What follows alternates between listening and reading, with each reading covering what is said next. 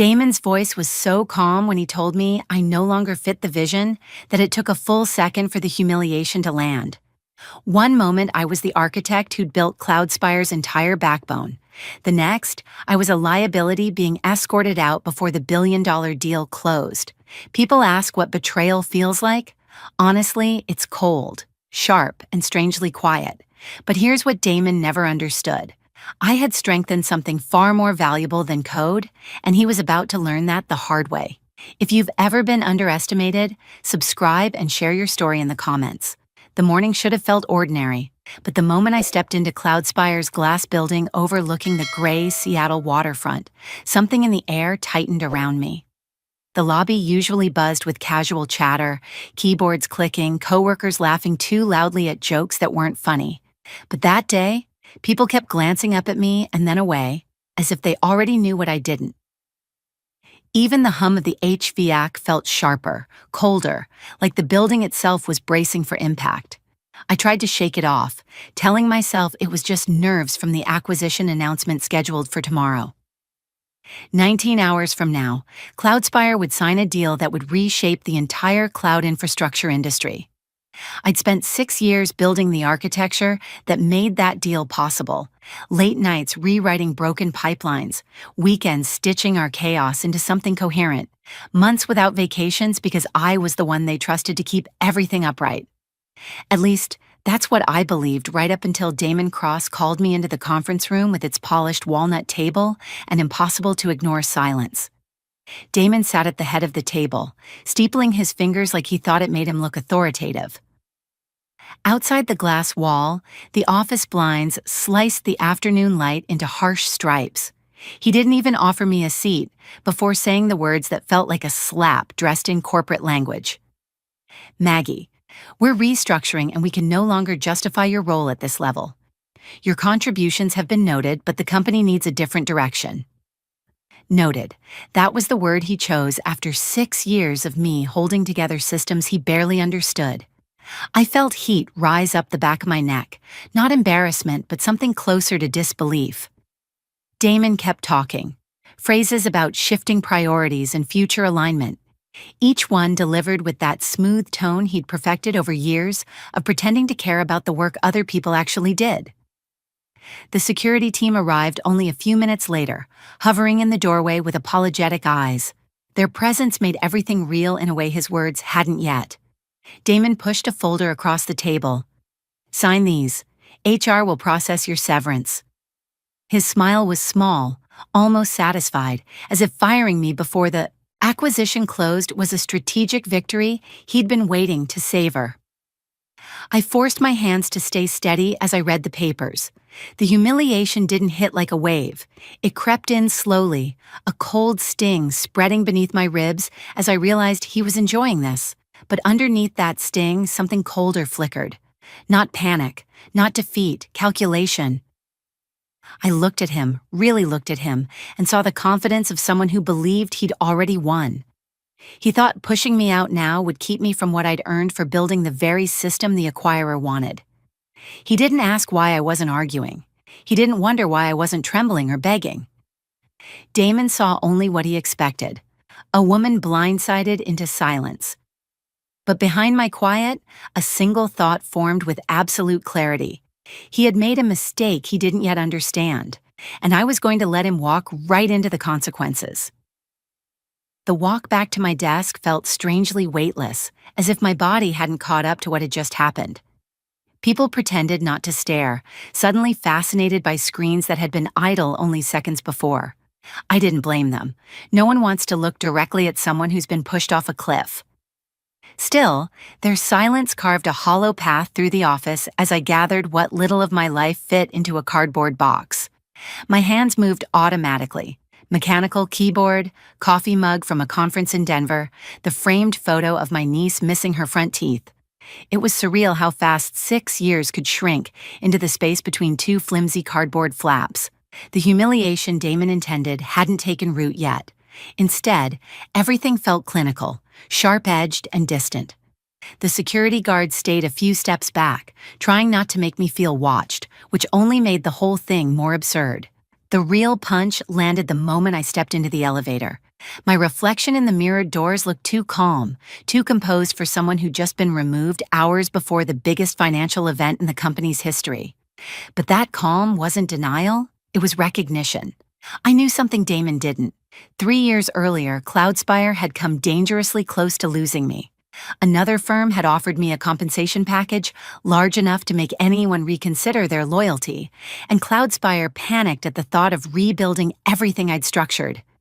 During the scramble to keep me, I renegotiated my entire agreement. I wasn't loud about it. I didn't push to make it dramatic. I simply stood my ground, stating clearly what I needed to feel safe building the future Damon now tried to weaponize. Hidden in the folds of that renegotiation was a clause Damon had skimmed past, an amended vesting protection tied directly to a liquidity event.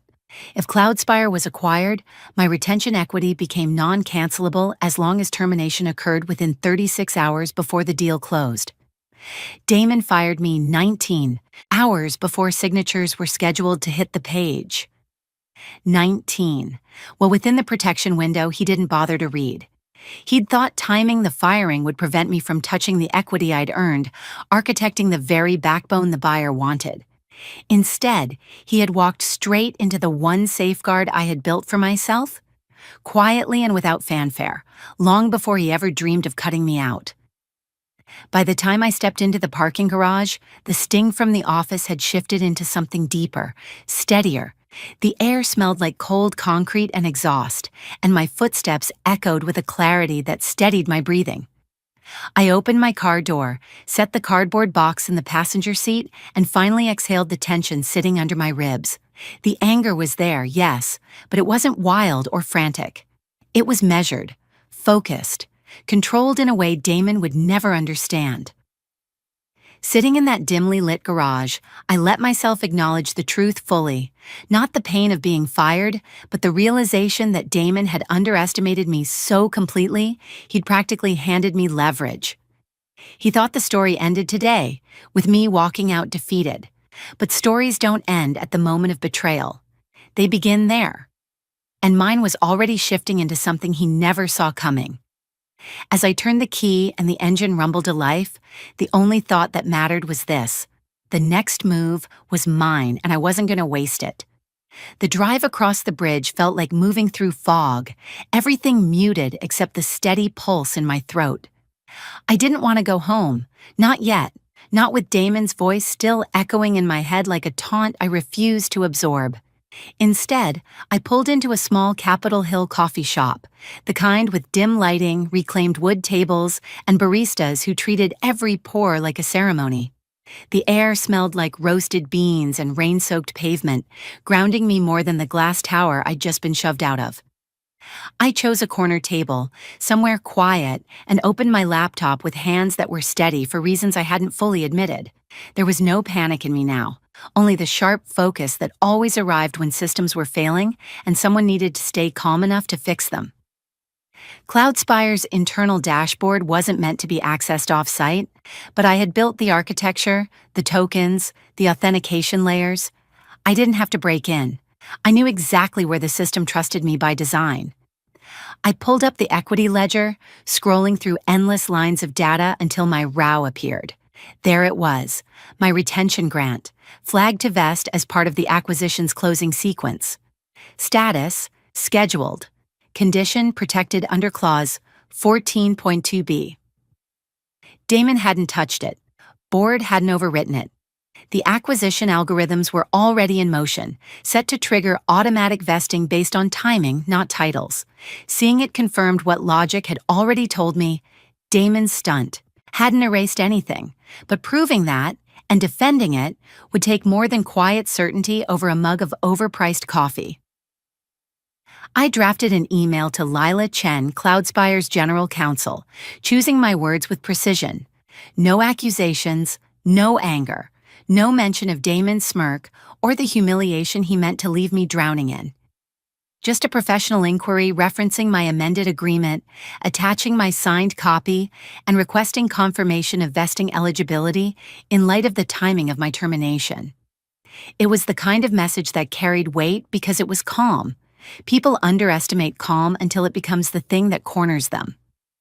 I hit send, closed my laptop, and wrapped my hands around the warm ceramic mug, letting the heat settle the cold places inside me. The hours after left me suspended in a strange stillness. I watched strangers swirl in and out of the shop, absorbed in their own lives, completely unaware that mine sat on the edge of a knife. When my phone finally buzzed the next morning at 6:47 a.m., the sound jolted through me. Lila's reply was short, almost clipped. "Reviewing your agreement now. This is complicated. Call me." Complicated. That single word held a universe of meaning. I stepped onto my small apartment balcony with my phone pressed to my ear, heart thudding. When Lila answered, there was no preamble. "Your shares vest," she said, "based on the language you negotiated. Damon shouldn't have acted without legal review." Relief didn't come like a wave. It came as a breath I hadn't realized I'd been holding for years. But before I could say anything, her tone shifted. "There's another issue.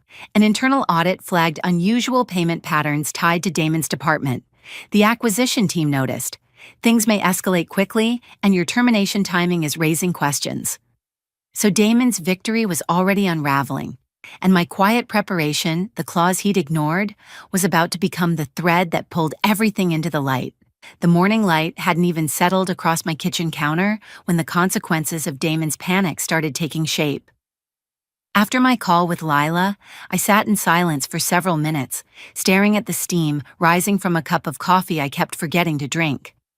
Relief from the vesting confirmation had barely formed before the next wave hit. Damon wasn't finished. He never would be, not as long as he believed he could bend the truth into a shape that fit his ambitions. When the official notice arrived from Cloudspire's board, it came with sterile language crafted to sound objective. "Your equity remains under evaluation, pending further review of your employment status." Translation: Damon had convinced them to freeze everything while he scrambled to manufacture a justification for firing me. And he had chosen the ugliest route: accusations of negligence. According to him, I had supposedly overlooked critical vulnerabilities in our infrastructure during the last quarter, putting the company at risk. Reading that claim was like feeling the floor tilt beneath me. I'd spent years reinforcing those systems, layer by layer, catching errors others missed, carrying the weight of an entire department's blind spots. Damon knew that. He just didn't care. His lies weren't about truth, they were about leverage. I forwarded the notice to Victor Hale, the employment and contract attorney I'd retained only hours earlier. His reply came faster than I expected. "Meet me in my Bellevue office in 30 minutes. Bring everything." The drive was a blur of wet pavement and brake lights. Victor's office smelled like leather and eucalyptus, with walls lined by books that looked as though they'd been opened thousands of times. Victor read the notice with the calm of someone who'd seen every variation of corporate sabotage. "He's trying to invalidate your protection clause," he said, fingers tapping the page. "If termination was for cause, the vesting shield evaporates. Convenient, isn't it?" The anger that burned in me then wasn't loud. It was razor precise. Damon wasn't just trying to cut me out.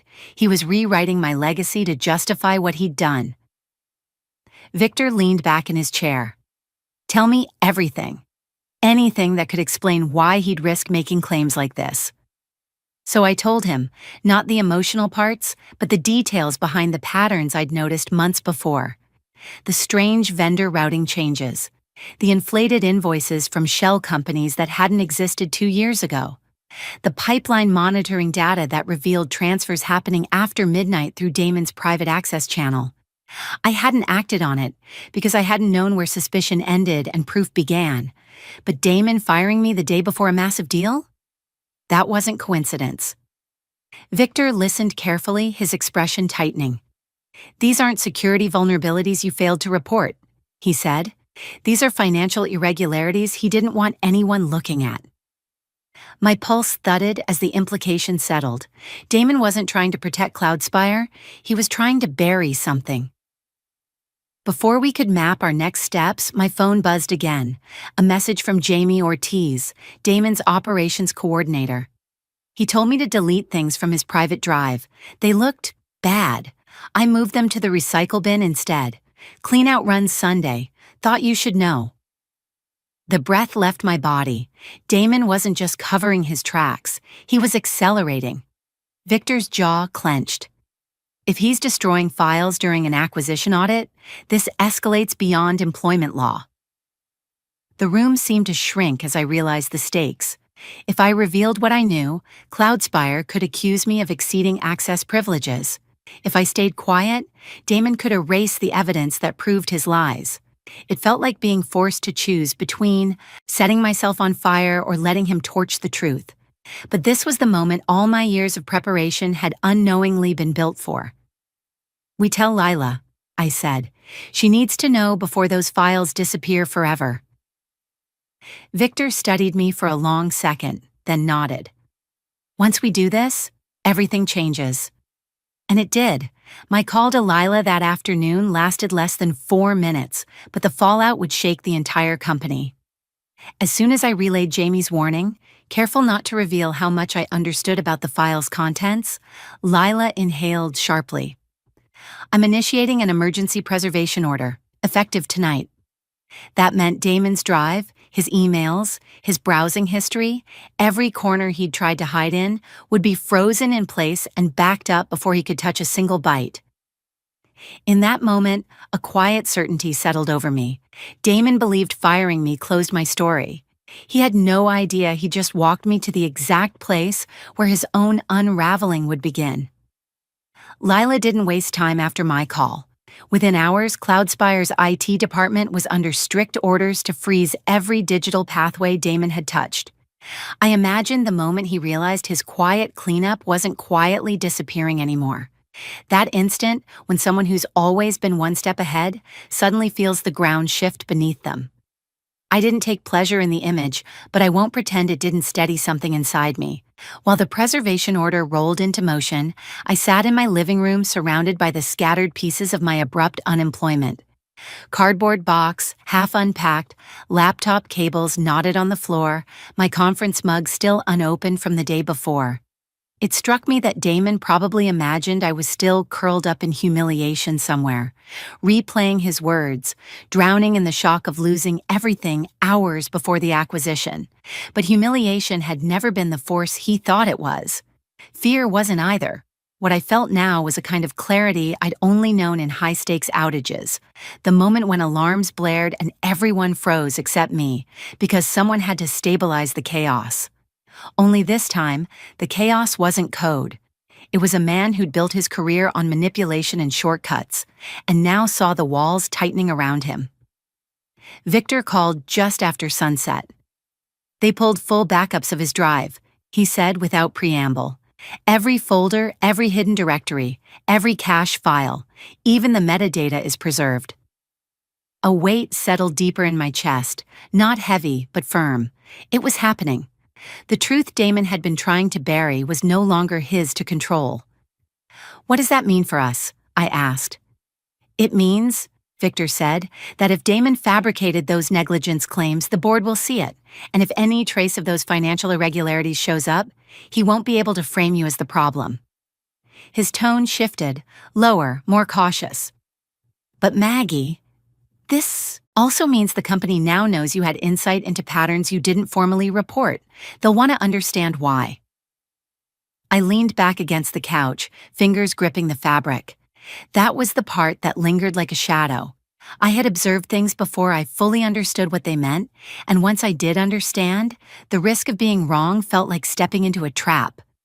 Reporting to Damon would have been reporting to the source. Reporting to the board without proof would have made me look paranoid and disloyal. Silence had felt like the only safe option, even if it gnawed at me. But now, silence wasn't an option anymore. "Let them ask," I said quietly.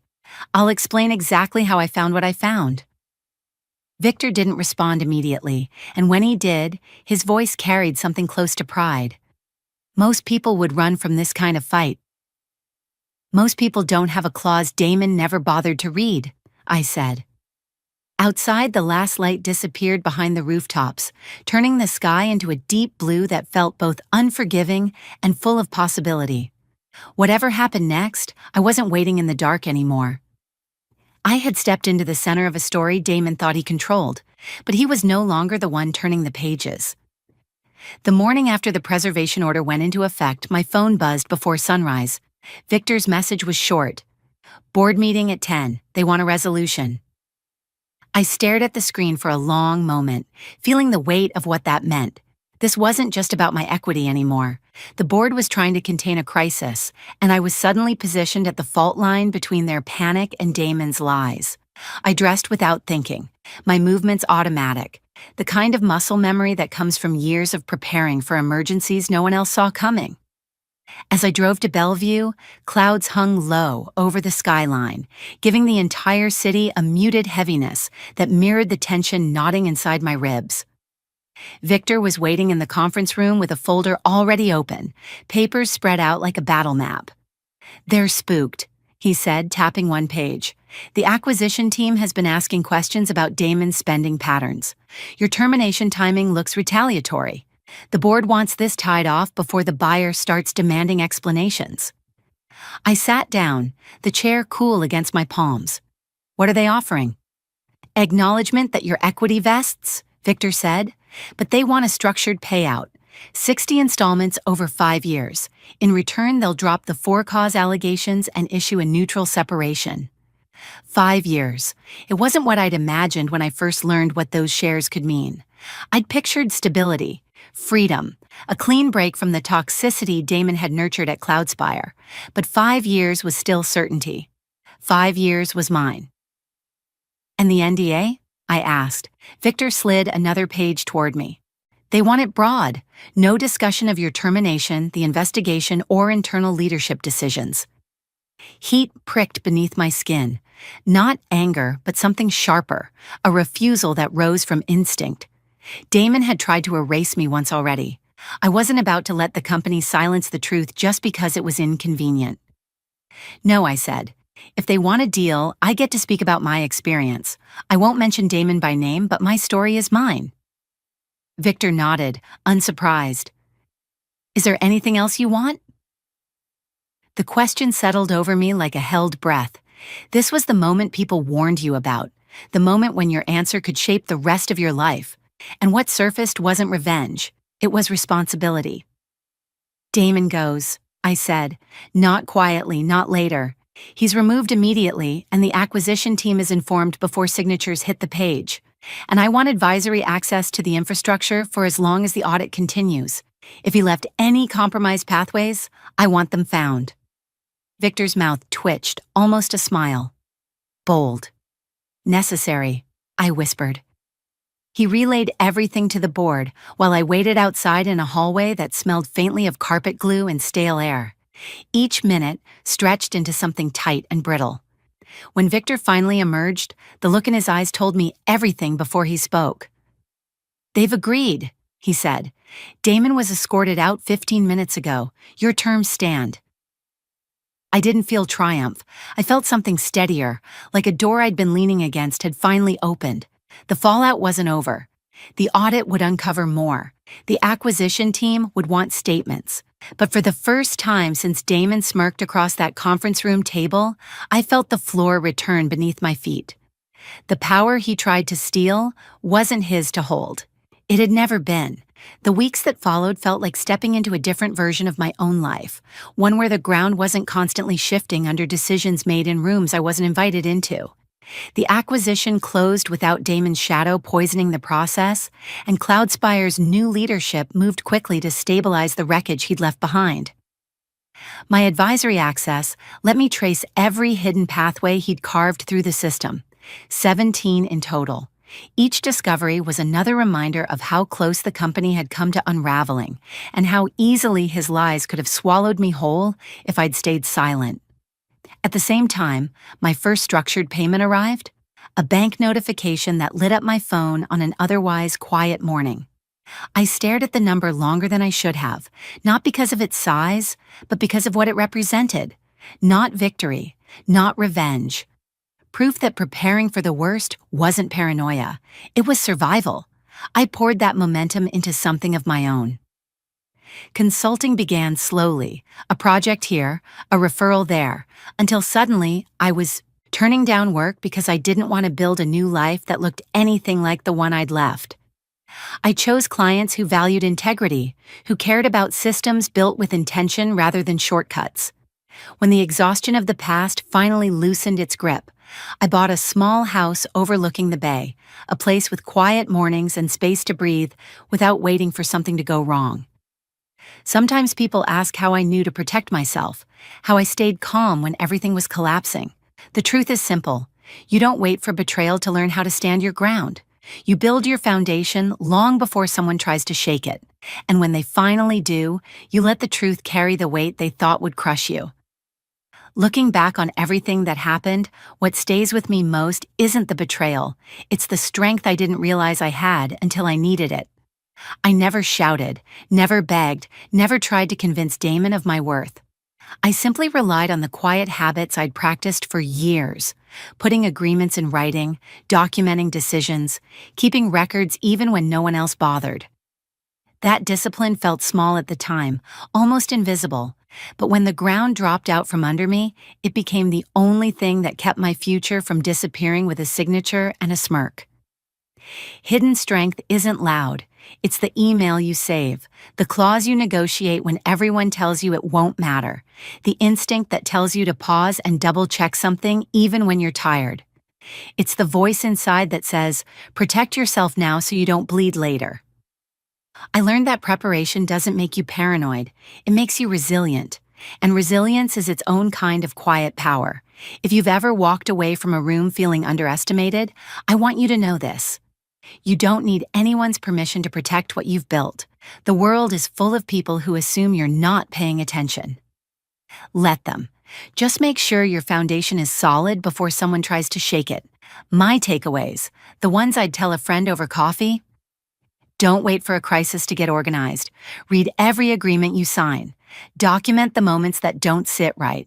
And never apologize for safeguarding your future. Your quiet preparation is not weakness. It's strategy. How to get started today. Revisit one agreement or contract you've signed and highlight key clauses. Create a simple folder to store important documents. Write down one workplace concern you've ignored. Back up emails tied to major decisions. Set a reminder to review your protections quarterly. What part of this hit closest to home for you?